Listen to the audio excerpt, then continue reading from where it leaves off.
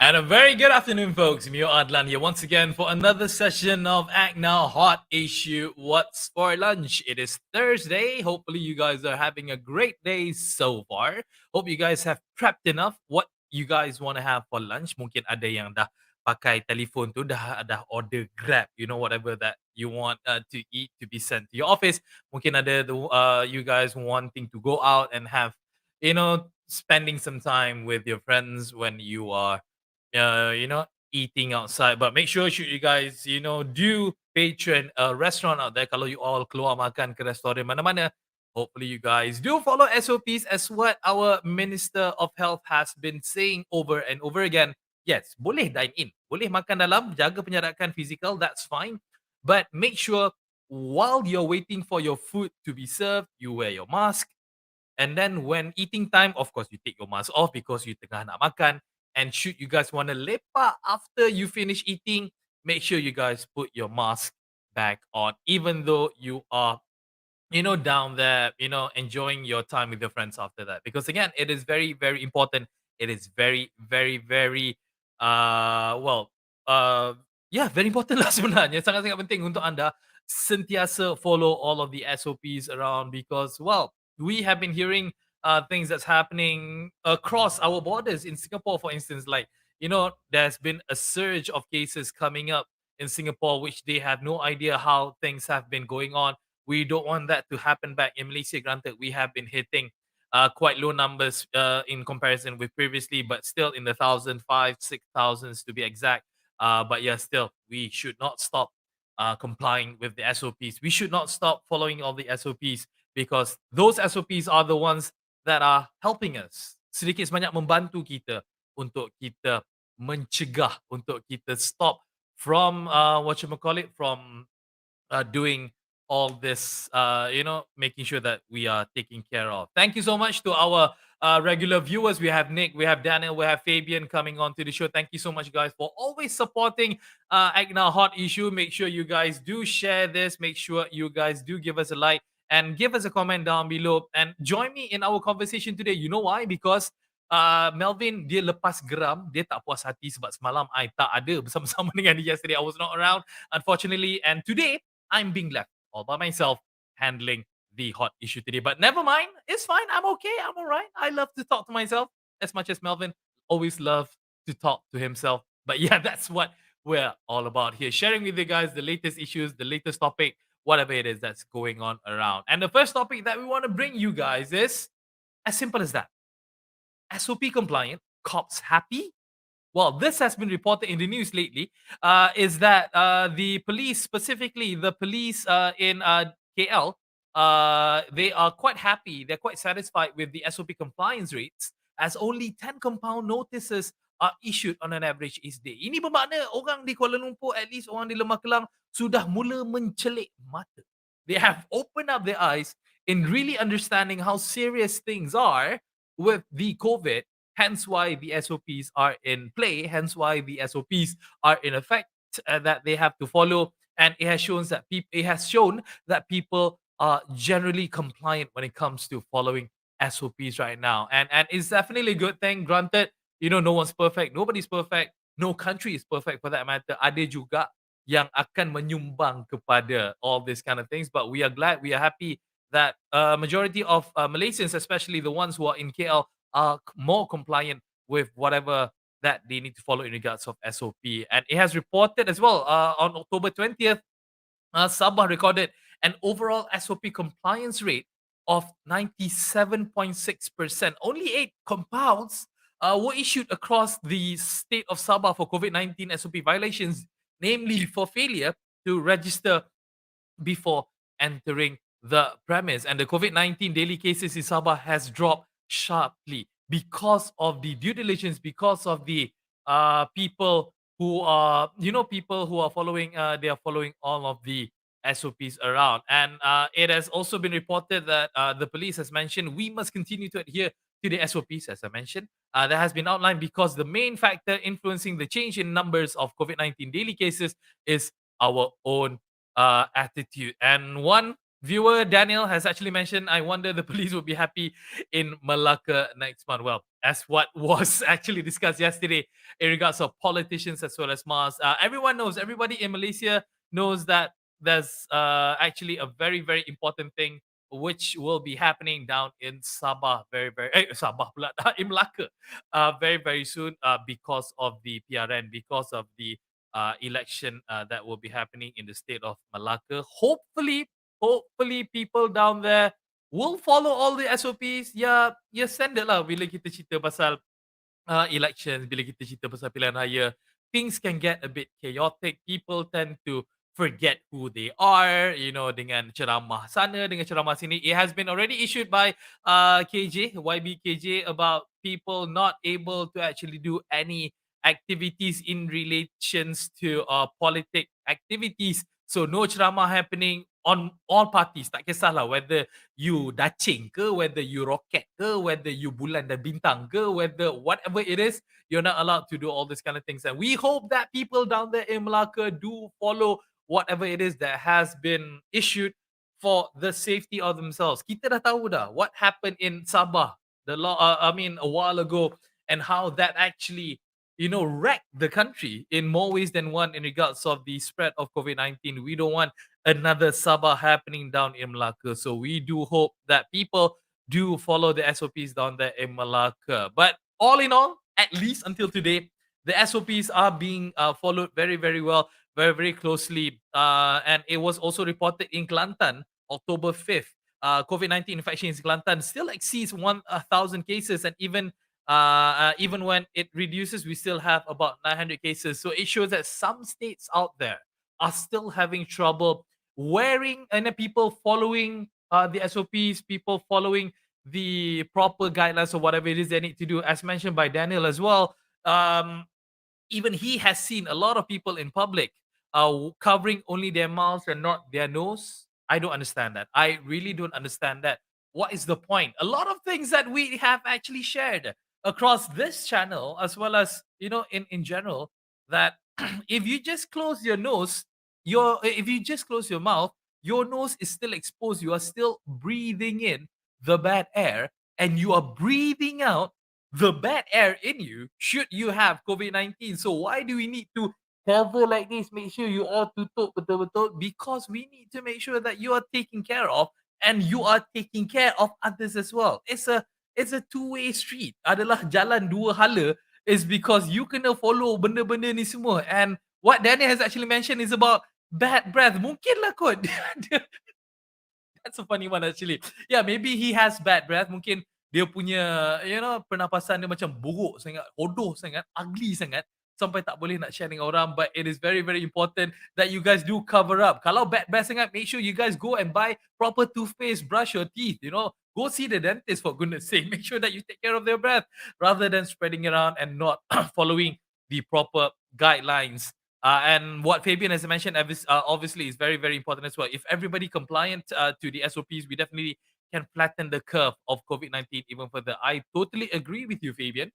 Yeah, with people pulling the same effort, pulling the same kind of things in regards of following the SOPs, I believe that we are able to actually push the curve of COVID-19 infections even lower down. It was also reported by our Director General of Health, Tan Sri, Dr. Nur Hisham. He also said that it has been reported, I think only a small percentage of people who are getting COVID-19 nowadays are stage 4 and stage 5. This means that stage 1 and stage 2 COVID-19 patients do not show symptoms, or showing very, very little symptoms indeed. From the 5,000 plus cases that has been reported, we're talking about more than 4,000 people who are not really experiencing bad effects or bad symptoms when it comes to COVID-19. We are slowly coming to that, folks. We are coming to a phase where COVID-19 will be will be known as just something that we normally get, like your normal flu. Macam you punya demam campak, macam you punya dengue. Yes, there are risks to it. Obviously, there are major risks about it, but it will be somewhat of a norm that we will be using down the line in years to come.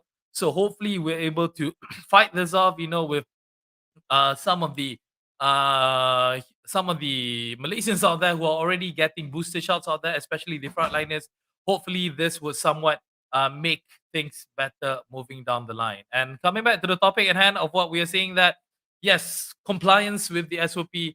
Do not let our guard down. We are still not finished with this. We are still fighting against the COVID-19. We are still going through it. So please do not let your guard down. Still wear your mask.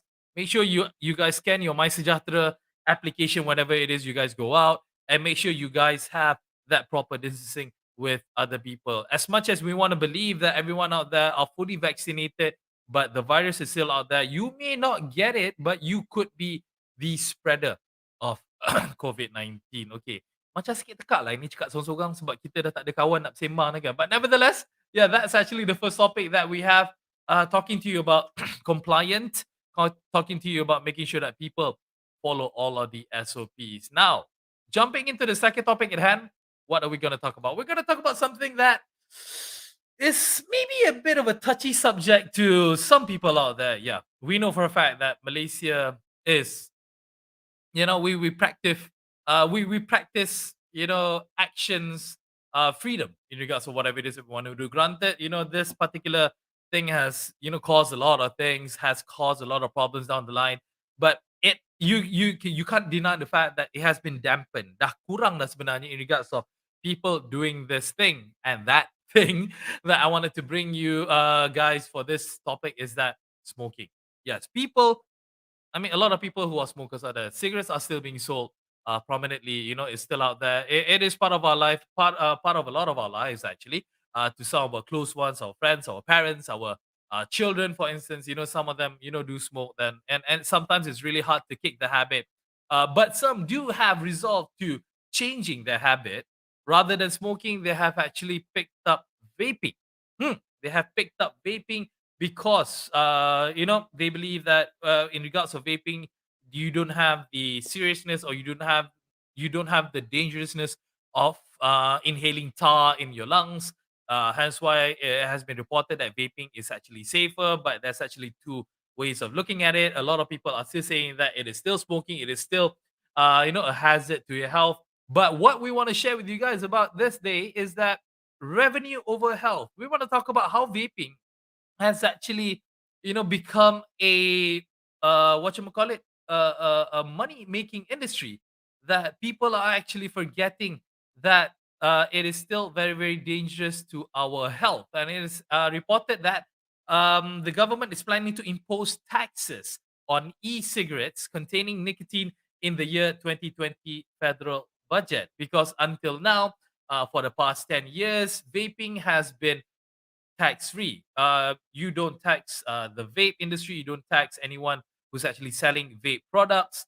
Only cigarette products are being taxed, because that's how it is. And it is reported that by 2022 federal budget, cigarettes will be tax imposed. And financially hard pressed from the prolonged COVID-19 pandemic, the government imposed an excise duty on vape liquids, which is 40 cents per milliliter from January this year. And the Vape Consumer Association of Malaysia has said that the association has been working very closely to get vaping legalized. A message posted on the Facebook page of the Malaysian Organization of Vape Entity recently has claimed that one vaping company would monopolize the vape industry in Malaysia. Now, okay, when you talk about vaping, yes, it is an alternative to smoking. A lot of people, there have even been documented articles out there. Even doctors are saying that vaping is a better alternative to smoking. Yes, smoking is bad. Smoking is bad, but vaping is a more harmless outlet, or should I say, a more harmless method. Should you want to kick the habit of smoking? But yeah, again, like I said, there's two ways of looking at it. Ada artikel yang mengatakan vaping is still bad for you. Ada yang kata it is bad, but it's not as bad. But the word bad is still there. So when you talk about selling e-cigarettes, when you talk about selling all this e-liquids and whatnot, it has been a money-making machine. I know for a fact that previously I had friends who's been doing this kind of business, and their profits are super crazy. There were even reports stating that a lot of vaping CEOs, vaping company CEOs who drives fancy cars, who have big huge houses because of the profit that they are actually making in this business. And the fact that they're able actually to do as much profit is because the government still having trouble how they want to tax these people. How do they want to enforce tax laws for the vaping e-cigarettes industry? And it is something that has been discussed a long time, and it seems that you know the government will be taking its plan to making sure that e-cigarettes will also get taxed moving down the line. Now the question is that revenue over health. When you talk about health, sometimes or other, when you look at how the world works, um, a lot of people are actually making a lot of revenue due to other people's problem, health problem contohnya. If you look at the pharmaceutical company, they are making tons of profit with whatever that's happening with the world now, specifically with COVID-19. We're not saying that they're taking advantage of it, but you can't deny the fact that that's what they actually do, because they provide certain healthcare, they provide certain items or certain services that is beneficial to you. Hence why their revenue goes up quite substantially, as well as glove making companies, mask making companies. Now we want to talk about cigarettes. When we talk about e-cigarettes, how they are able to actually ramp up their revenue due to the fact that people are changing their bad habits from smoking to vaping. So their revenues go up, they're making more money, and at the expense of people's health. So it is actually very, very well, this is a very, very interesting topic in any way you look at it. Whether you're pro vaping, whether you're anti vaping, but whatever it is true that we need to look at these particular things, because the Malaysian vape industry has seen much growth over recent years, as reported, with a valuation of 2.2 billion ringgit by the Malaysian Chamber of Commerce annually. Okay, 2.2 billion ringgit. Okay, that's not a small sum of money. That's actually a lot of money. And according to a review by the Public Health of England, a public health agency in the UK, it was concluded that vaping is at least 95% less risky than smoking. National Poison Center pharmacist Sulastri Samsudin said the center has received an increasing number of calls on e-cigarettes or vaping products used associated to lung injury, and this corresponds with the increase in vape users in the country. Hence why I said that's two ways of looking at it. Ada report yang mengatakan it's actually less risky. Ada reports yang mengatakan it's actually contributing more to your lung health. And from the 47 cases NPC received from 2017 to October this year, based on the calls from doctors nationwide who sought advice on handling vape poisoning related cases, 64% were accidental ingestion or inhalation of e-liquid involving children aged below 5.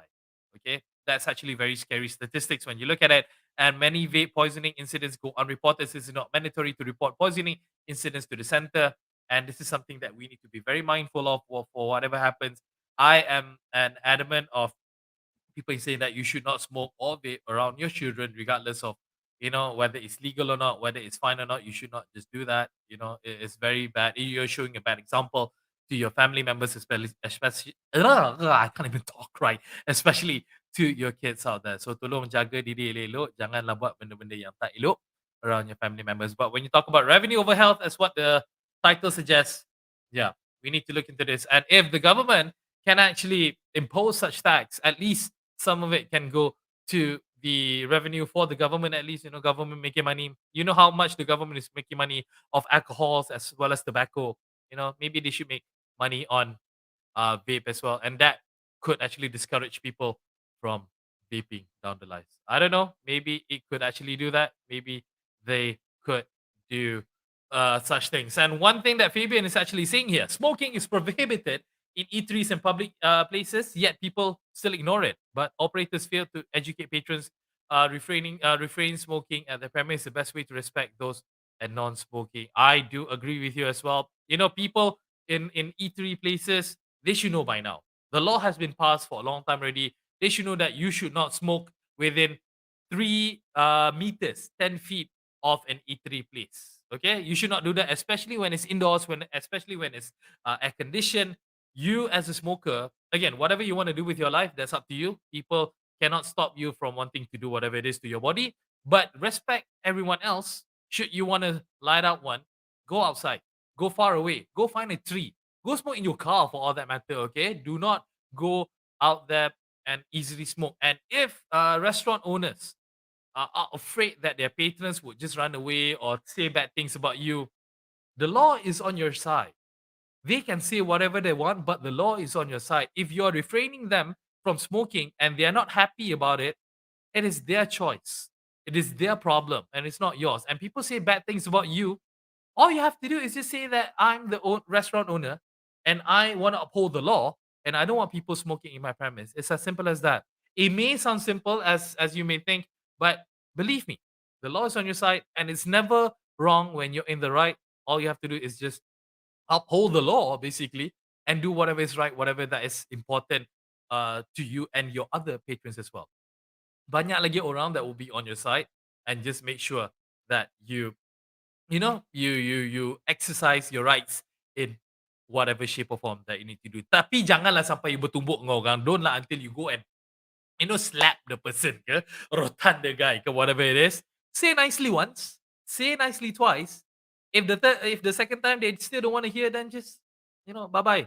You don't need their business. Seriously, you don't need their business. You can get others from other people who are more compliant, okay, who are more well mannered versus these guys. You don't want to have that, right?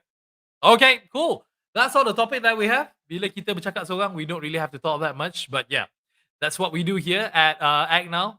Sharing with you guys hot issues, sharing with you guys whatever that is great, whatever that needs to be discussed with you guys every day from Monday to Friday from 12 o'clock onwards. So make sure you guys stay with us next time around. Make sure you guys follow us on Facebook. Make sure you guys keep tuning with us on our future episodes. We'll still be back tomorrow afternoon. So have a good lunch, guys. Kalau makan nasi kandar tu, makan lelok, right? Don't eat too fast. Nanti tercekik. You don't want that to happen.